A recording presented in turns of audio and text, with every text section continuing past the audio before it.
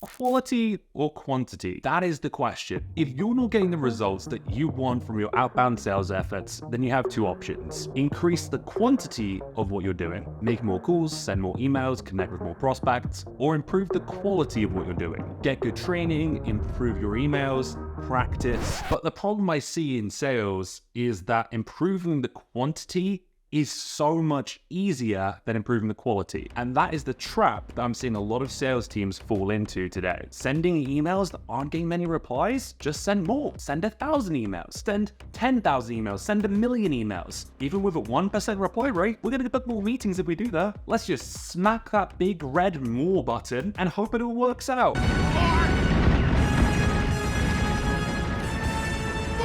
And the reason why it's so tempting to do that and just try and do more is because the alternative is much harder. Improving the quality of what you're doing, it takes energy, it takes targeting, it takes thought. Ew, work? That sounds difficult. Let's just try and find ways to do more. But what we fail to acknowledge in this broken equation is eventually more stops being enough. You run out of leads, you burn your reputation in the market, you run out of customers to target, you torch your email domain's reputation and deliverability, only making it harder to get results from doing more. It's not this perfect straight line of doing more equals more results. Eventually it tapers off and in fact can start to go down. Imagine that you worked in marketing. I know, and you were running an ad campaign with the goal of generating 500 clicks. But when you start running that ad, the conversion rate is only 0.05%. By the way, that's horribly low, much like many sales teams' metrics. Now, are you going to invest more money in showing the ad to more people,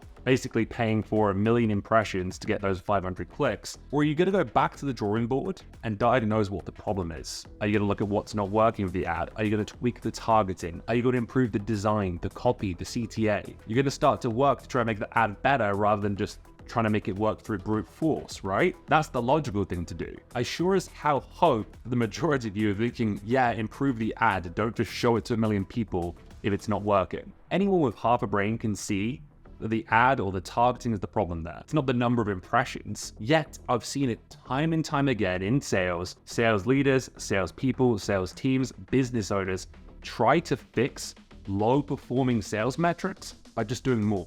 Only left to be wondering, why is our CAC so high? Why are we not getting any more replies? Why are all of our emails going to spam? Why does no one want to work with us? Anyone from the outside can see that the problem isn't, oh, we're not doing enough activity. The problem is that we're not doing good enough activity. But how do you get good though? That's the real question. I'm sorry to break it to you, but it's not going to be easy. But that's what makes it so rewarding. It takes skill, it takes thought, and it's not as easy as whacking a button and automating everything. It's like going to the gym. You can put in the work, you can get healthy, you can get strong, or you can take steroids and have to deal with all the adverse effects of that and have superficial success, which may make you feel good and get you that result quicker and seem easier, but in the long run, let's be honest, probably not going to be that rewarded. You have to deal with all the adverse effects of taking steroids. I don't know why I chose that analogy. I'm not buff myself, but you've got to learn what's working better and then you've got to emulate that work. Luckily, the data tells us the answer. With cold emails, we know based on data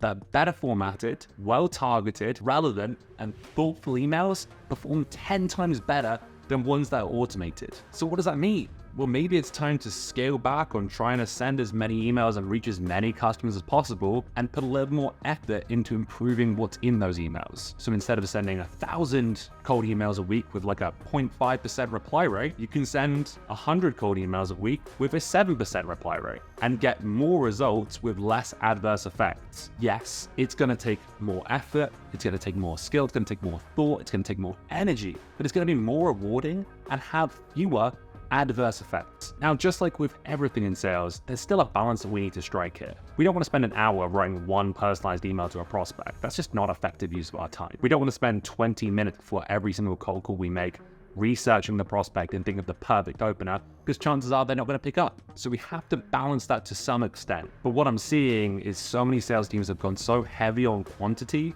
that balance isn't there yet. So instead, what we can try and do is even the scales a little bit. And the best way to do that is maybe some automation in the right places, knowing where to do that, especially when you have a highly targeted list. But really, the number one hack is getting better at managing your time. It comes down to blocking your time in a way that it doesn't take you 10, 15, 20 minutes to write a personalized email. Spend 30 minutes writing 20 emails. Spend 30 minutes making 30 cold calls. Do these short sprints where it becomes a repetition game, because in doing so, it's going to become second nature to you.